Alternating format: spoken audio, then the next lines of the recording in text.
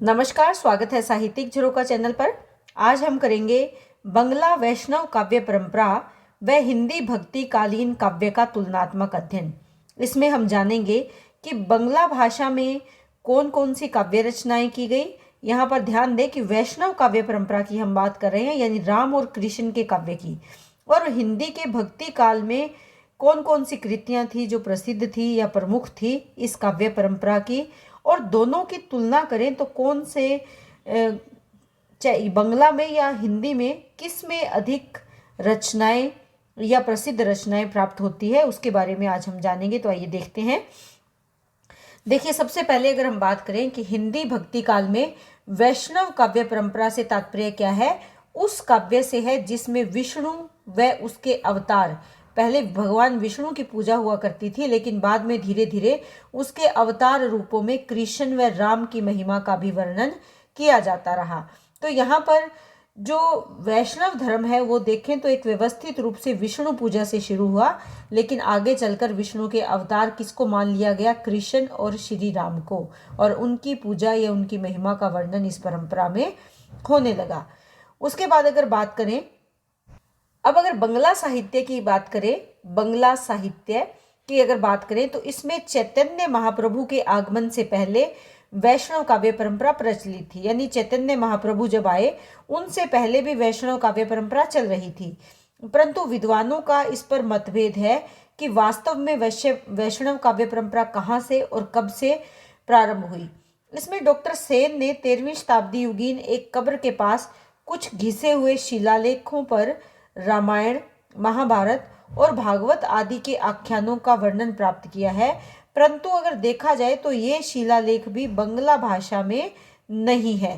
तो यहाँ पर ये बात सामने आती है कि चाहे डॉक्टर सेन ने 13वीं शताब्दी में जो शिलालेख मिले हैं वो पहले शायद किसी मंदिर में लगे हुए थे, परंतु बाद में मुसलमानों के आक्रमण के बाद उस मंदिर को नष्ट कर दिया गया।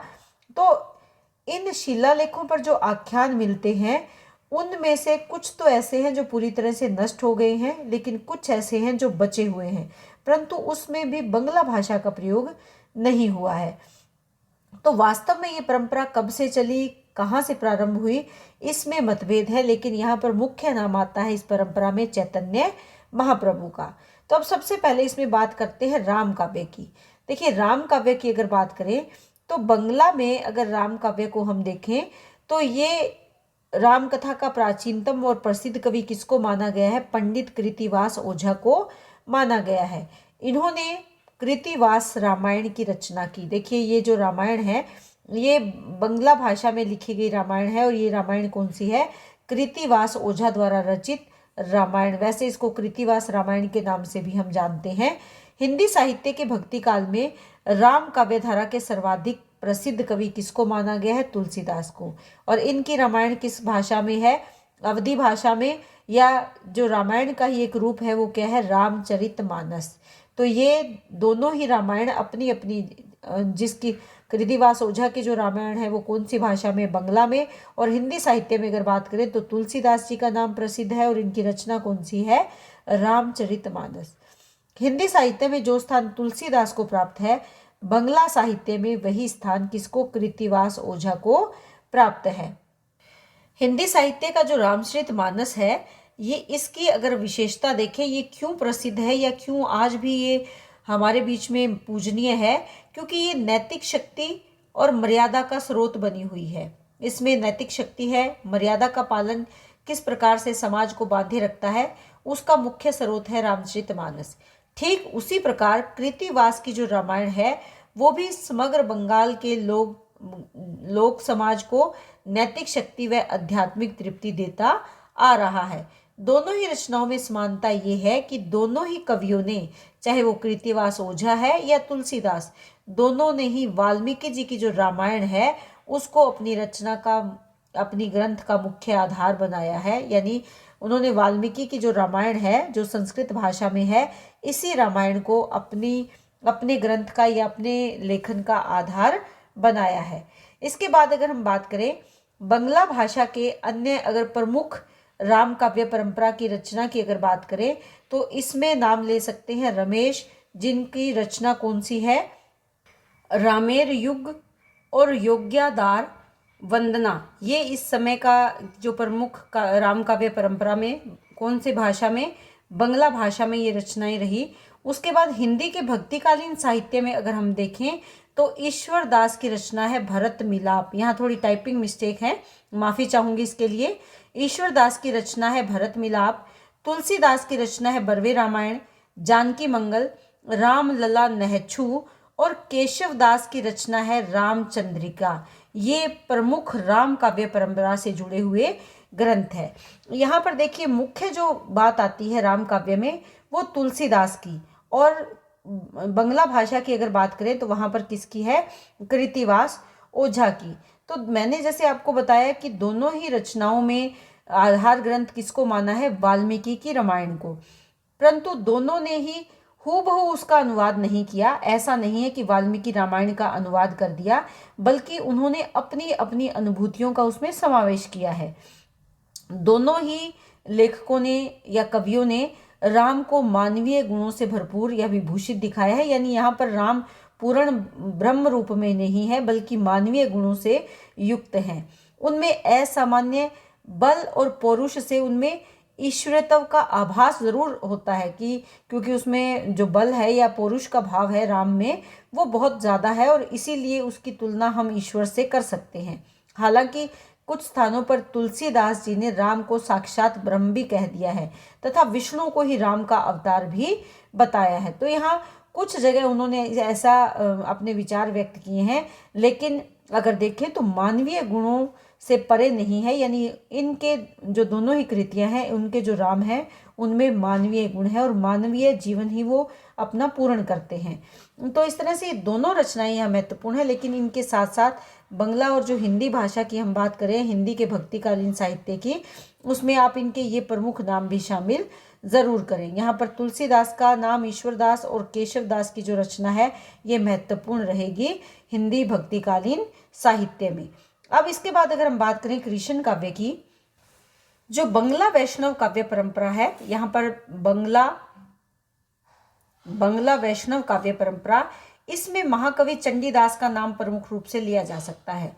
इन्होंने राधा और कृष्ण से जुड़े हुए गीतों के ये महान रचयिता कहे गए हैं। यानी इन्होंने राधा कृष्ण विषयक गीतों की रचना की है। इनको विद्यापति का समकालीन माना जाता है, दोनों एक ही समय काल में हुए हैं। उन्होंने कृष्ण कीर्तन नामक पदावली ग्रंथ की भी रचना की। इसमें लगभग 500 गीत हैं और ये रचना 13 खंडों में बटी हुई है। ये आप ध्यान रखें कि इस रचना में खंड कितने हैं। इस रचना में 13 खंड है। इसका आरंभ कृष्ण जन्म से होता है तथा अंत राधा के करुण विलाप से होता है। इसमें राधा और कृष्ण के आध्यात्मिक प्रेम को दिखाया गया है। तो ऐसा भी माना जाता है कि महाकवि चंडीदास और विद्यापति के मिलन के बाद ही एक नई भाषा का आगमन हुआ, और वो कौन सी थी, ब्रज बोली थी। यहाँ पर ब्रज बोली, ब्रज भाषा वो भाषा नहीं है जो सूरदास की थी, बल्कि ये ब्रज बोली है जो बंगला साहित्य की भाषा है। इसके बाद मालाधर वसु की रचना श्री कृष्ण विजय का नाम भी इसमें प्रमुख है। परंतु जो कृष्ण विजय है ये मूलतः भागवत का अनुवाद मानी गई है। फिर भी कवि ने अनेक स्थानों पर अपनी कल्पना शक्ति और मौलिकता का प्रदर्शन किया है। यानी जो मालाधर वसु है उनकी रचना कौन सी है, कृष्ण विजय है। ये वैसे तो भागवत का अनुवाद मानी गई है, लेकिन फिर भी जो लेखक हैं या जो कवि हैं उन्होंने अपने काव्य प्रतिभा का प्रमाण यहाँ पर दिया है। इस परंपरा में कुछ ग्रंथ अनुवादित भी हैं, यानी जिनका अनुवाद किया गया है। ऐसे में कविंद्र परमेश्वर की रचना है प्रागली महाभारत, संजय की रचना है महाभारत, काशीराम दास की रचना है महाभारत। ये इस काल की प्रमुख रचनाएं हैं जो कि अनुवादित ग्रंथ है या अनुवाद मात्र कहा जा सकता है महाभारत या भागवत का। महाप्रभु चैतन्य के आगमन से बंगला कृष्ण काव्य में अत्यधिक वृद्धि हुई। यानी बंगला भाषा में जो कृष्ण काव्य लिखा जा रहा था वो उसमें अच्छा विकास हुआ।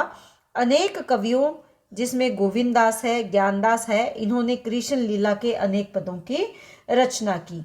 उसके बाद अगर देखें चैतन्य महाप्रभु से प्रभावित होकर कृष्ण काव्य का एक विशेष संप्रदाय चला, जिसे चैतन्य या गौड़ीय संप्रदाय भी कहा जाता है। इस संप्रदाय के कवियों में राम राय, सूरदास मदन मोहन, गदाधर भट्ट, चंद्र गोपाल आदि ने कृष्ण लीला का वर्णन किया है। उसके बाद हिंदी के भक्तिकालीन साहित्य में अगर सूरदास का नाम कृष्ण काव्य के कवियों में सर्वोपरि है। जैसे यहाँ पर हमने नाम किसका लिया है कृष्ण काव्य के कवियों में, वो है चैतन्य महाप्रभु का, और महाप्रभु चैतन्य का नाम बंगला कृष्ण काव्य परंपरा के लिए महत्वपूर्ण है। उसी प्रकार सूरदास का नाम हिंदी के भक्तिकालीन कृष्ण काव्य में महत्वपूर्ण स्थान रखता है। इनकी रचना सूर सागर भी भागवत पर ही आधारित है। हिंदी क्षेत्र में हरिदासी, राधा वल्लभ, निम्बार्क आदि संप्रदायों की भी स्थापना हुई, और इनमें जो वल्लभ संप्रदाय है उसके कवियों में वल्लभ संप्रदाय ने विशेष ख्याति प्राप्त की, प्रसिद्धि प्राप्त की, और इनके कवियों में सूरदास, कुंभनदास, अग्रदास, नाभादास आदि ने कृष्ण काव्य में नए आयाम स्थापित किए। तो इस तरह हम देख सकते हैं कि अगर इस समय काल के कृष्ण काव्य की बात करें तो बंगला काव्य परंपरा में सबसे पहले नाम आता है महाकवि चंडीदास का, लेकिन जो ख्याति इस काल को बंगला भाषा के कृष्ण काव्य को प्राप्त हुई वो किसके कारण प्राप्त हुई? चैतन्य महाप्रभु के कारण प्राप्त हुई। बिल्कुल वैसे ही हिंदी में कृष्ण काव्य के अनेक ग्रंथ मिलते हैं कि लेकिन जो सूरदास की रचना से इसका विकास हुआ या इसकी प्रसिद्धि हुई, ऐसा किसी अन्य रचना का प्रभाव नहीं देखा जा सकता। और यहाँ पर इस काल के प्रमुख कवि दे रखे हैं इस काव्य परंपरा की। निष्कर्ष तौर पे हम कह सकते हैं कि अगर इसकी तुलना की जाए तो इसकी तुलना के आधार पर कहा जा सकता है कि बांग्ला वैष्णव काव्य परंपरा व हिंदी भक्तिकालीन काव्य परंपरा में अत्यधिक समानता है, यानी दोनों समान रूप से विकास कर रही हैं। दोनों में ही आलम शेख, नसीर मोहम्मद, अबीरदा, रहीम रसखान आदि मुस्लिम कवियों ने भी अपना विशेष योगदान दिया है।